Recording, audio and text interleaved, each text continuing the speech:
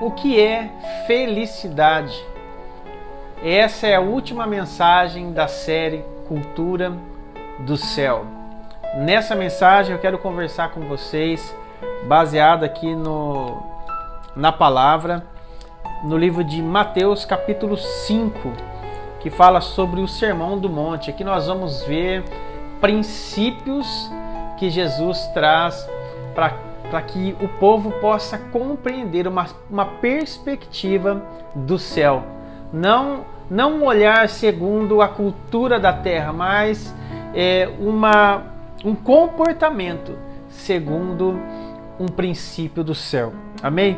No verso 2, a palavra diz assim: bem-aventurado, feliz é aquele que é pobre em espírito. Talvez se eu perguntasse para você, talvez muitos de vocês, se eu falasse assim, o que você quer ser? Você quer ser uma pessoa pobre em espírito ou uma pessoa rica em espírito? Talvez muitos responderiam: eu quero ser uma pessoa rica, né? É claro, né? Porque naturalmente, na nossa cultura, né, de tudo aquilo que a gente busca, de tudo aquilo que a gente batalha, a gente não quer ser uma pessoa pobre, né? Se alguém falar, eu quero ser uma pessoa pobre, eu não conheço, né? Ninguém quer ser uma pessoa pobre. Então a gente foca naquilo que é a nossa cultura, né? De sempre ter, de conquistar. E quando Jesus vem com uma palavra dessa, que feliz é aquele que é pobre em espírito, talvez a gente tenha um pouco de dificuldade, né? Para compreender o que Jesus está dizendo aqui. Mas o que ele está dizendo aqui é o seguinte: que aquele que é pobre em espírito é aquele que se esvazia de si mesmo, aquele que se esvazia de todo o seu conhecimento, aquele que se esvazia de todas as suas glórias, as suas conquistas, as suas posições, para que possa ser cheio do Espírito de Deus, da sabedoria de Deus, do conhecimento de Deus, que possa ser movido pelo Espírito Santo de Deus. Uma pessoa que ela é pobre em espírito é uma pessoa que necessita, é uma pessoa que carece da graça de Deus, que necessita da direção do Espírito Santo de Deus. Amém? Então, assim, talvez uma pessoa que ela é pobre, ela tem uma facilidade talvez de entender, porque ela carece, né, de ajuda, ela necessita, ela precisa muitas vezes da ajuda de alguém. Talvez aí uma dificuldade daqueles que têm uma condição, né, aqueles que têm posses, aqueles que, né, que se encontram, né, nesse lugar do contexto aqui de uma pessoa rica, né, que nós estamos falando. E talvez essa pessoa ela tenha um pouco de dificuldade de compreender, porque ela tem os recursos para fazer. Porque muitas vezes ela não depende de nada, ela depende apenas da força dos seus braços, e na condição dela de ter as posses, isso talvez acaba se tornando uma dificuldade para que ela possa acessar esse lugar de profundidade em Deus. Porque muitas vezes essas pessoas, elas acham que por elas ter talvez um conhecimento, talvez uma experiência, elas acabam impedindo um manifestar de Deus, um derramar de Deus. E com isso elas não são cheias do Espírito de Deus, porque elas já estão cheias, elas já são ricas, né? Então aí está a palavra, e Jesus diz: feliz é aquele que é pobre em espírito, porque esses podem ser cheios do meu Espírito e da minha graça. Amém? Quando nós começamos a compreender os nossos limites, nós compreendemos que somos dependentes da graça, então nós nos tornamos bem-aventurados. Amém? A graça é produzida por Cristo e não pelo homem. E por isso nós somos dependentes dele. Sem Cristo em nossas vidas não existe vida. Amém? Porque a vida está em Jesus. E Jesus manifesta a graça de Deus. Amém? No verso 4 diz assim: bem-aventurado os que choram. Olha só que interessante, né? Feliz é aquele que chora, né? No 5, bem-aventurados os humildes. No 6, capítulo 5, verso 6, bem-aventurado os que têm fome e sede de justiça, porque serão fartos. Será que você consegue compreender o que é uma pessoa com fome? O que é uma pessoa com sede? Uma pessoa com fome, meu irmão, uma pessoa com sede, ela é capaz de fazer coisas que talvez você jamais poderia imaginar para ela saciar a sua fome, a sua sede. Talvez você possa conseguir compreender o que é uma pessoa que tem sede por vencer na vida, sede por crescer, sede por alcançar lugares de posição. Talvez você possa compreender o que é uma pessoa que tem fome por alcançar um lugar de excelência. Mas será que você pode compreender o que é uma pessoa que tem fome e sede pela palavra de Deus, pela justiça de Deus? Por isso o Senhor está dizendo a nós: feliz é aquele que tem fome pela minha palavra, fome pela minha justiça, porque esses serão fartos, esses serão saciados. Amém? No 7, bem-aventurado os misericordiosos. No 8, os limpos de coração. 9, os pacificadores.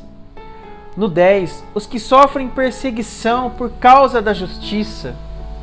Felizes são aqueles que, quando forem insultados e perseguidos, e mentindo disserem todo mal contra vós por minha causa.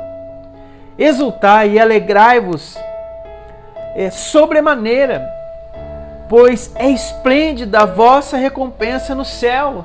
Aleluia!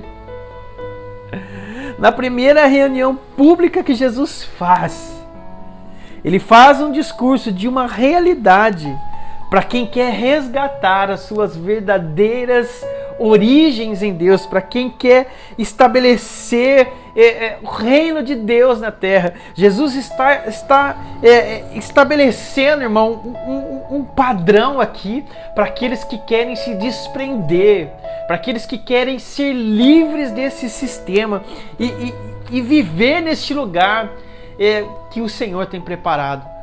Nesse discurso, o Senhor está fazendo um discurso para aqueles que querem andar num nível mais profundo.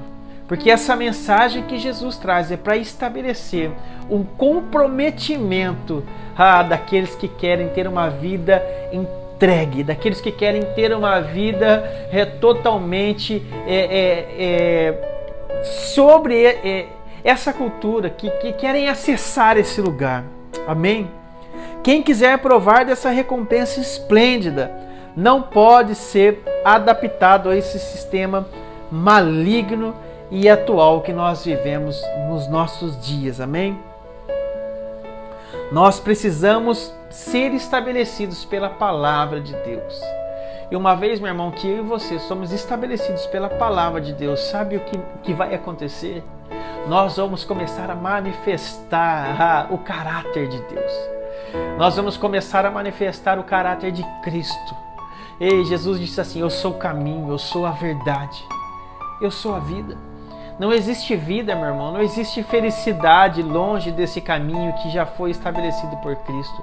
E nós só vamos conseguir permanecer neste lugar se nós acessarmos essa cultura. E nós só vamos acessar essa cultura através da palavra. Amém? Então, esvazie-se de si, para que você possa ser cheio de Deus. Amém? Porque a verdadeira felicidade só se pode encontrar em Jesus.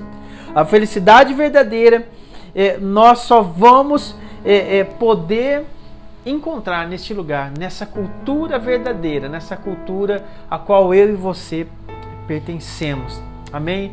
Eu não sei quem você tem admirado nesses dias. Eu não sei quem você tem tido como referência para o seu dia a dia. Essa cultura que nós vivemos, ela valoriza e ela coloca em um lugar de evidência aqueles que ao longo da sua caminhada eles conseguiram acumular algumas coisas. As pessoas que conseguem acumular coisas na nossa cultura são as pessoas que têm valor, são as pessoas que recebem, né, os aplausos, né? Pessoas que ao longo da sua caminhada conseguiram acumular riquezas, posses, talvez até conhecimentos, ou adquiriram qualquer tipo de coisa que seja, mas as pessoas que são valorizadas nessa cultura que nós vivemos são essas pessoas que têm conseguido acumular as coisas nessa terra. Mas Jesus, na sua palavra, diz assim: ei, não acumule os tesouros e nem as riquezas dessa terra. Jesus está dizendo assim: ei, cuidado, não se prenda a essa vida, porque você não pertence a ela. Aleluia, você não pertence a esse lugar, você só está nesse tempo, e esse tempo vai acabar, e é por um propósito que eu tenho estabelecido sobre a sua vida. Meu irmão, olha só, esse sistema de acúmulo é um sistema maligno. Olha só, vamos lá para Daniel, capítulo 1, vai nos mostrar uma cultura. Se você começar a ler o capítulo 1, logo no comecinho, você vai ver que esse governo de Nabucodonosor, ele toma ali Jerusalém, né? E lá no verso 3 diz assim: depois de eles terem saqueado Jerusalém, vencido Jerusalém, diz assim: mais tarde o rei ordenou ao seu mordomo, o chefe dos oficiais da sua corte, que trouxessem alguns dos israelitas da família real, olha só, e da nobreza. Ele não queria qualquer um, né? Ele não queria um pobre, ele não queria um coitadinho que não sabia fazer nada, né? Para ele isso não interessava. Segundo a sua origem, a sua cultura, para ele esse não serve. Vamos lá, no verso 4. Jovens sem imperfeições físicas, de boa aparência, inteligentes, bem instruídos, que dominassem várias áreas do saber e fossem hábeis e capazes para servir no palácio de Nabucodonosor. Ele próprio ficaria encarregado de lhes ensinar o idioma e a cultura dos caldeus babilônicos. Olha só, na cultura babilônica, na cultura desse sistema maligno que nós vivemos, aqueles que são valorizados e têm valor é aqueles que são de alguma forma acumuladores de alguma coisa. Esses aqui, ele queria alguém que tinha um acúmulo de beleza, um acúmulo físico, um acúmulo de uma aparência, de uma inteligência, que dominasse alguma coisa. Ou seja, pessoas que habilidades que foram adquirindo ao longo da sua caminhada. Então, para ele, esse sim tem valor. Agora, aqueles que não têm habilidade nenhuma, aqueles que carecem de ajuda, para ele não servia. E para esse sistema que eu e você vivemos nesses dias, eu quero te dizer, te dar uma notícia. Também você não serve. Se você não tem alguma habilidade, se você não é um cara bonito, né? Uma pessoa bonita, se você não adquiriu ou acumulou posses na sua caminhada, eu quero dizer que para esse sistema você não serve. Mas existe alguém que entregou a sua vida para você que acha que não tem valor, para que você possa fazer parte de uma cultura que não importa nada disso. O que importa é o seu coração, é a sua disposição, é o seu desejo, é a sua fome, meu irmão, é a sua sede. Ah, bem-aventurado aqueles que têm fome, aqueles que têm sede. Ah, bem-aventurado aqueles que são pobres em espírito, bem-aventurado aqueles que choram. Ah, meu irmão, você. O Senhor Jesus está à procura de você. Você que quer dar uma resposta para Ele. Não fique esperando uma resposta do céu. Nós vivemos em um tempo a qual eu e você precisamos dar uma resposta. Então dê uma resposta hoje para o Senhor e diz: eu quero fazer parte desta cultura real, dessa cultura eterna. Aleluia. Glória a Deus. Amém, meu irmão. Deus abençoe a sua vida, você que fez parte aí dessa série de mensagens, que você possa ser abençoado, que você possa entrar nessa cultura do céu e compreender que as coisas que o Senhor tem são coisas maiores, são coisas mais reais de tudo isso que hoje você possa ver ou possa estar enfrentando. Existe uma realidade eterna e é desse lugar que eu e você viemos. Permaneça, meu irmão, na palavra, Não abra mão da palavra de Deus, não negocie a palavra de Deus, não abra mão dos princípios que foram estabelecidos na palavra de Deus. As coisas desse mundo podem até ser atraentes, mas tudo isso vai passar, meu irmão.